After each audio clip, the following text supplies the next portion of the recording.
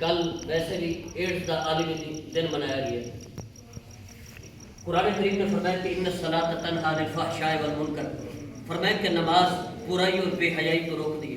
اگر کوئی بندہ نماز پڑھتا ہے، نماز پڑھنے کے باوجود برائی کرتا ہے، ایسی صورت کے اندر اس بندے نے اس طرح نماز پڑھی نہیں جس طرح نماز پڑھنے کا حق ہے. فرمایا کہ کانک تراہ فإنہ یراک، اے لوگو اس طرح نماز پڑھو جس طرح تسی اپنے رب نو ویکھ رہے ہو، یعنی کہ یقین ہوئے کہ رب نو ویکھ رہے ہو. لیکن فرمایا کہ کم از کم انہاں تے یقین کر لو فإنہ یراک، وہ تانوں ویکھ رہی ہے.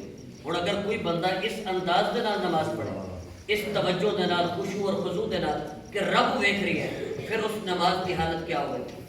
اور نبی علیہ الصلوۃ والسلام یقیناً اس طرح نماز پڑھتے سن. جامع ترمذی کے اندر، صحیح بخاری مسلم کے اندر حدیث ہے. ام المومنین سیدہ عائشہ صدیقہ رضی اللہ تعالیٰ فرماندیاں نے کہ اذان دا وقت ہوتا ہے، میں حضور دی بارگاہ چاہی تو نبی علیہ الصلوۃ والسلام پہچانا نہیں. فرمایا کون؟ میں کہتے یا رسول اللہ عائشہ. نبی علیہ السلام نے فرمایا کہ من عائشہ؟ عائشہ کون؟ میں کہتے یا رسول اللہ بنت ابی بکر، ابو بکر دی بیٹی.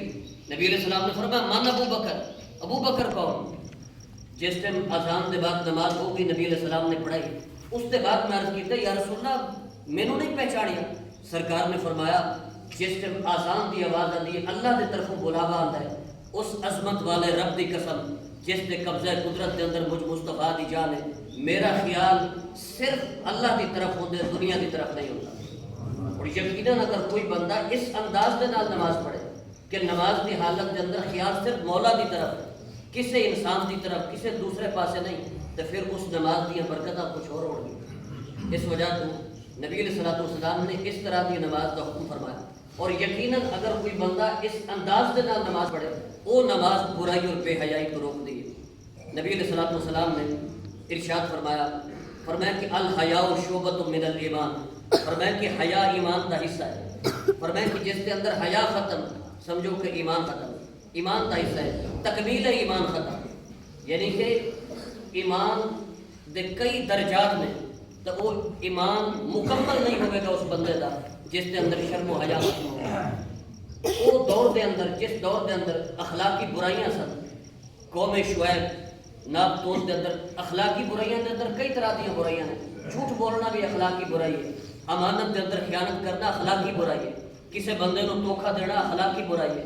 اس کے علاوہ دہشت گردی، فرقہ واریت اور ساری چیزاں، منشیات، سب اخلاقی برائی کے اندر داخل ہوتی ہیں. اگر کوئی بندہ نماز کو صحیح انداز کے اندر پڑھے تو ہر اخلاقی برائی ختم ہو جائے گی.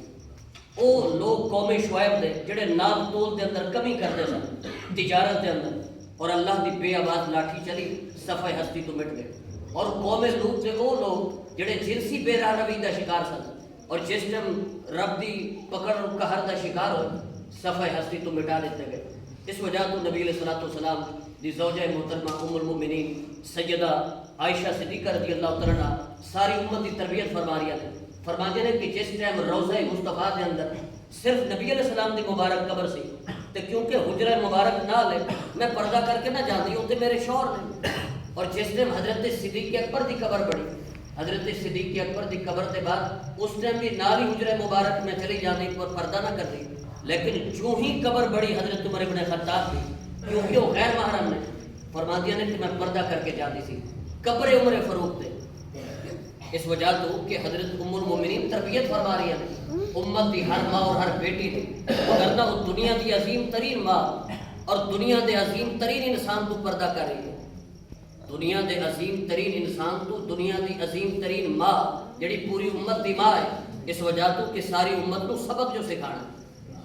حاضرین محترم، حدیث پاک کے اندر نبی علیہ السلام نے فرمایا کہ جس دن قیامت کا دن ہوئے گا اور عالم حشر بپا ہوئے گا، فرمایا کہ اس دن اعلان ہوئے گا اہل محشر اپنی نگاہاں جھکا لگو، محمد دی بیٹی کا گزر ہو رہی ہے. اور 70,000 حوراں دے جھرمٹ دے اندر رسول پاک دی لخت جگر سیدہ فاطمہ الزہرا سلام اللہ تعالی علیہا گزر کے جنت دے اندر چلی جاتی. تو یقیناً رب تعالیٰ نے بروز حشر جس ٹائم کسی کو ہوش ہی نہیں، اپنے اپنے اعمال دی فکر ہے کہ نہ جانے کہ کی بڑھتا ہے، جنت دا فیصلہ ہوتا ہے یا جہنم دا، اس وقت بھی حکم آئے گا کہ نگاہ جھکا لگو، مصطفیٰ دی بیٹی دا گزر ہو رہی ہے. اس وجہ تو نبی علیہ الصلوۃ والسلام نے فرمان اس وجہ تو بیان فرمایا تاکہ ہر امت کی بیٹی اور ماں کی تربیت ہو جائے. اللہ تبارک و تعالیٰ توفیق عمل عطا فرمائے. علامہ اقبال نے بڑی خوبصورت گل لکھی، فرماتے ہیں کہ حیا نہیں ہے زمانے کی آنکھ میں باقی، خدا کرے کہ جوانی تیری رہے بیدار. وآخر دعوانا